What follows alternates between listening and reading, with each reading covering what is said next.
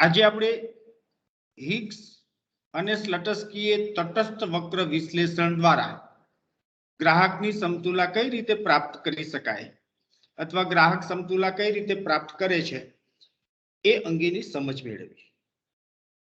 ખાસ કરીને માર્શલે દૃષ્ટિકોણ પદ્ધતિનો આધાર લઈને ગ્રાહક સમતુલા કેવી રીતે પ્રાપ્ત કરે છે તે સમજાવવાનો પ્રયત્ન કરેલો છે. પરંતુ દૃષ્ટિકોણ પદ્ધતિની કેટલીક પાયાની ધારણાઓ અવ્યવહારુ પુરવાર થતા તેને જે ગ્રાહકની સમતુલાનો ખ્યાલ વિકસાવ્યો હતો જે વાસ્તવમાં અવ્યવહારુ પુરવાર થયો. આથી ગ્રાહકનો સમતુલાનો ખ્યાલ યોગ્ય રીતે સમજાવવા માટે દૃષ્ટિકોણ પદ્ધતિના વિકલ્પ રૂપે એક નવી પદ્ધતિની જરૂરિયાત ઉદ્ભવી અને તેમાં ગ્રાહક કઈ રીતે સમતુલા પ્રાપ્ત કરે તે સમજવાનો પ્રયત્ન કર્યો છે, જેમાં શ્રમ તૃપ્તના વક્રની નવી પદ્ધતિનો જન્મ થયો છે. આ સંતૃપ્ત વક્રની પદ્ધતિને વિકસાવવા જુદા જુદા અર્થશાસ્ત્રીઓએ પોતાનું યોગદાન આપ્યું છે, જેમાં સૌથી મહત્વનું યોગદાન હોય તો સ્લટસ્કી અને જે.આર. હિગ્સ. સ્લટસ્કીએ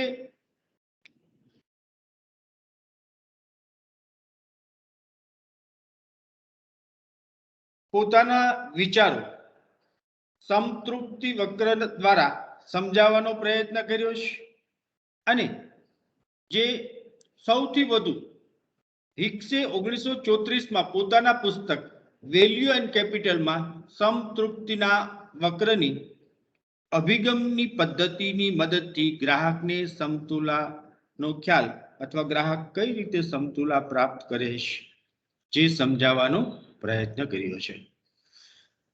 સ્લટસ્કીએ 1915માં પોતાના લેખમાં સંતૃપ્તિના વક્રની પદ્ધતિ વિકસાવી છે.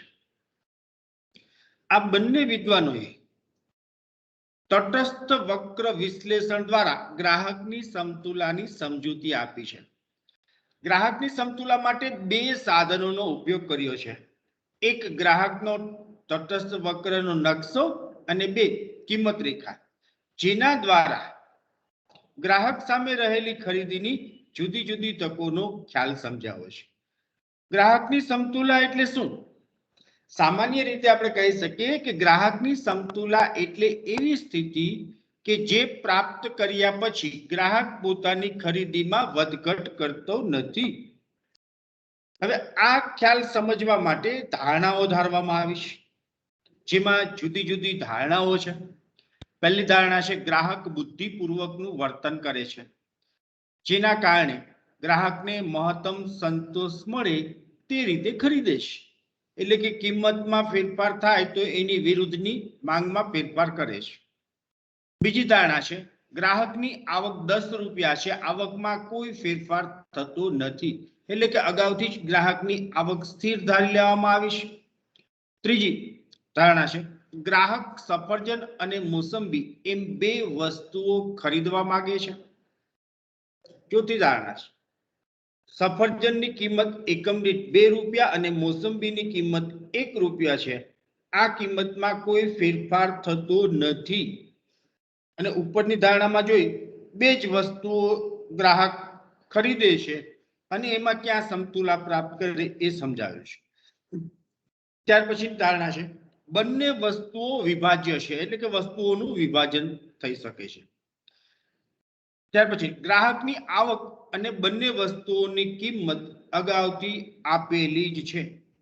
તો એ દ્રષ્ટિએ આપણે કહી શકીએ કે ગ્રાહકની પસંદગી પણ અહીંયા આપેલી છે, એટલે આ પસંદગીમાં કોઈ ફેરફાર થતો નથી. આજે આપણે કહી શકીએ ગ્રાહકની પસંદગીમાં કોઈ ફેરફાર થતો નથી. તો આ ધારણા દ્વારા આપણે કહી શકીએ કે સમતુલા કઈ રીતે પ્રાપ્ત થાય એ અંગે સમજાવવાનો પ્રયત્ન કર્યો છે. અહીંયા આપણે કહી શકીએ કે 10 રૂપિયા આવક છે, સફરજનની કિંમત 2 રૂપિયા છે, મોસંબીની કિંમત 1 રૂપિયા છે, એટલે 5 અને 10, જેના કારણે ટી કે રેખા એ કિંમત રેખા છે. અને તટસ્થ વક્રના નકશામાં IC1, IC2 અને IC3 આમ 3 રેખાઓ આપેલી છે. ગ્રાહકની આવક 10 રૂપિયા છે. સફરજન અને મોસંબીની કિંમત અનુક્રમે 2 રૂપિયા અને 1 રૂપિયો છે. આથી ગ્રાહક વધુમાં વધુ 5 સફરજન અથવા 10 મોસંબી ખરીદી શકે છે. જે કિંમત રેખા 5 અને 10 ને જોડે છે અને ગ્રાહક આ રીતે પોતાની ખરીદી કરે છે. તટસ્થ વક્રના લક્ષણોમાં ખાસ કરીને આપણે જે તટસ્થ વક્ર ઊંચો તેમ આપણે કહી શકીએ કે વ્યક્ત થતા સંયોજનોનો સંતોષ વધુ અને તટસ્થ વક્ર જેમ નીચો ઉદ્ગમ બિંદુની નજીક તેમ સંતોષનું પ્રમાણ ઓછું. તો એ દ્રષ્ટિએ આપણે કહી શકીએ કે આ કિંમત રેખા જે છે અહીંયા એક N બિંદુએ છેદે છે, M બિંદુએ છેદે છે, S બિંદુએ છેદે છે. જુદા જુદા બિંદુએ છેદે છે તો ખાસ કરીને આપણે કહી શકીએ કે ગ્રાહક કોઈ એક બિંદુએ ખરીદી વ્યક્ત કરશે. અહીંયા એક V બિંદુ છે અને અહીંયા એક W બિંદુ છે. હવે ધારો કે W બિંદુ એ ગ્રાહક ખરીદ શક્તિ ની બહારનું બિંદુ છે, કારણ કે એટલી આવક એમની પાસે નથી કે જે 10 રૂપિયા કરતા વધુ આવક હોય તો જ આ બિંદુએ વસ્તુ ખરીદી શકે. એટલે જે કિંમત રેખા TK કિંમત રેખાની બહારનું બિંદુ છે, જેના કારણે ગ્રાહક ત્યાં સમતુલા પ્રાપ્ત કરી શકતો નથી. V બિંદુએ સમતુલા પ્રાપ્ત કરી શકતો નથી, કારણ કે TK રેખા પર કોઈ એક બિંદુએ સમતુલા પ્રાપ્ત કરી શકે છે. તો જેના કારણે આપણે કહી શકીએ કે હવે આપણે બીજે જોઈએ N અને M. આ બિંદુએ સમતુલા પ્રાપ્ત કરે તો આપણે કહી શકીએ કે તટસ્થ વક્રનો જે ભાગ છે એ નીચે તરફ છે અથવા ઉદ્ગમ બિંદુની નજીક છે તટસ્થ વક્ર. તો જેના કારણે આપણે કહી શકીએ આ તટસ્થ વક્ર ઉપર ઓછો સંતોષ જોવા મળશે. જેના કારણે આપણે કહી શકીએ કે IC1 છે એ ઓછો સંતોષ વ્યક્ત કરે, IC2 છે એ વધુ સંતોષ વ્યક્ત કરતો તટસ્થ વક્ર છે. જેના કારણે NM બિંદુએ કિંમત રેખા પર આવેલા હોવા છતાં IC1 વક્ર પર આવેલા છે, જેથી કોઈ એક બિંદુએ સમતુલા પ્રાપ્ત કરે તો તેને મહત્તમ સંતોષ મળતો નથી, કારણ કે N અને M માંથી કોઈ પણ બિંદુએ સમતુલા પ્રાપ્ત કરી શકાતી નથી. તો હવે આપણે જોઈએ V અને S. V બિંદુનો પહેલા વિચાર કરીએ કે આ V બિંદુએ સમતુલા પ્રાપ્ત થઈ શકે. તો V બિંદુ IC2 રેખા પર આવેલું છે, આથી NM બિંદુ કરતા ગ્રાહકને ચોક્કસ પ્રમાણમાં વધુ સંતોષ મળે છે. તો આ V બિંદુ છે એ કિંમત રેખાની બહાર આવેલું છે, તે ગ્રાહકની ખરીદ શક્તિની બહારનું બિંદુ બની જાય છે. તેથી V બિંદુએ ગ્રાહક સમતુલા પ્રાપ્ત કરી શકતો નથી. તો છેલ્લો વિકલ્પ S. તો S બિંદુએ ગ્રાહક સમતુલા પ્રાપ્ત કરે છે, જે IC2 ઉપર આવેલું છે અને જે TK કિંમત રેખા પર આ બિંદુ જોડાયેલું છે, જ્યાં ગ્રાહકને મહત્તમ સંતોષ મળે છે, એટલે સમતુલાનું બિંદુ S છે.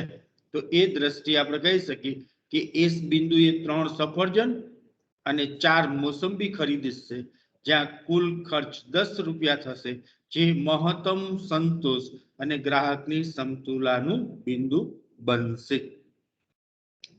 હવે આપણે જોઈએ સમતુલાની શરતો. તો ખાસ કરીને S બિંદુએ જે IC2 પર આ S બિંદુ છે અને આ IC2 રેખા પર આવેલું છે, આથી કહી શકાય કે કિંમત અને તટસ્થ વક્ર જે બિંદુએ એકબીજાને છેદે છે તે બિંદુએ ગ્રાહક સમતુલા પ્રાપ્ત કરે છે. આમ કિંમત રેખા અને તટસ્થ વક્રનું સ્પર્શ બિંદુ એક ગ્રાહકની સમતુલાનું બિંદુ કહેવામાં આવે છે.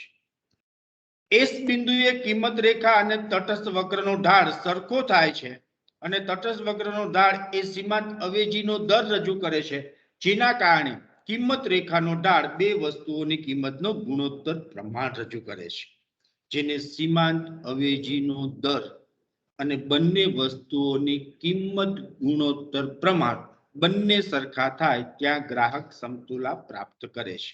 તો એ અનુસાર જ આપણે આ આકૃતિ 3 અને 4 ને ધ્યાનમાં રાખી અને જોઈ શકીએ છીએ.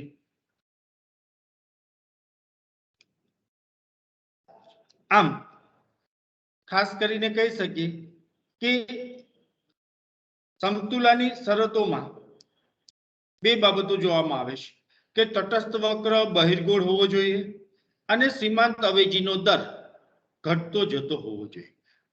એટલે ટૂંકમાં આપણે કહી શકીએ ગ્રાહકની સમતુલાની બે શરત છે.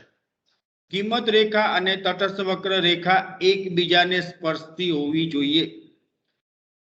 બીજી શરત છે તટસ્થ વક્ર બહિર્ગોળ હોવો જોઈએ, એટલે કે સીમાંત અવેજીનો દર ઘટતો જતો હોવો જોઈએ. તો આ તટસ્થ વક્ર વિશ્લેષણ દ્વારા ગ્રાહકની સમતુલા